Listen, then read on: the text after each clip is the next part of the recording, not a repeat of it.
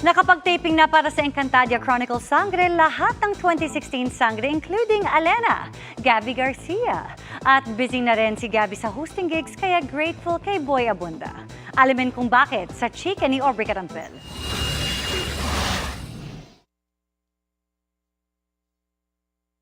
Avisala Alena! Nostalgic para kay Gabby Garcia ang kanyang first taping day sa Encantadia Chronicles Sangre.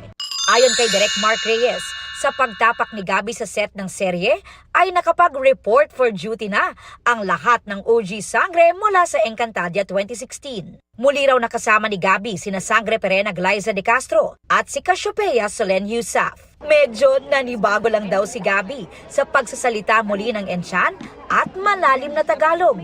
Nakakatuwa because parang everybody's just really getting back into their characters. Saka parang naka-engrave na siya sa akin na nung sinuot ko yung costume ko, parang automatic si Alena ulit ako.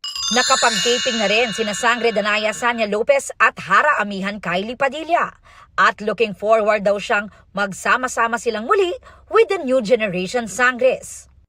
Bukod naman sa acting, in her hosting era rin daw si Gabby. After her breakthrough hosting stint sa Miss Universe Philippines, sunod-sunod ang kanyang hosting gigs.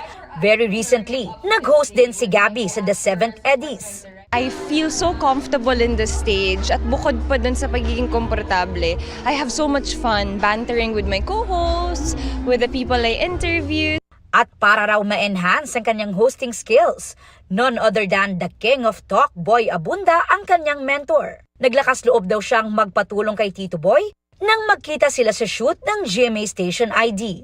Talagang he makes sure na isend ko yung script sa kanya para we would tweak it together, we would study it together. He's such a great teacher and talagang I'm in a very good place to be able to learn from one of the bests. Ngayong araw, dumalo naman si Gabby sa Vogue Talks with the Business of Fashion founder Imran Ahmed. Isa raw sa takeaways niya ay ang tungkol sa AI o Artificial Intelligence. It's such a helpful tool nowadays. We feel like it replaces so much jobs, but actually no AI is perfect and we still do the best jobs. People still do the best jobs. It's there to help us and to enhance and to elevate things. Aubrey Carampel, updated showbiz happening.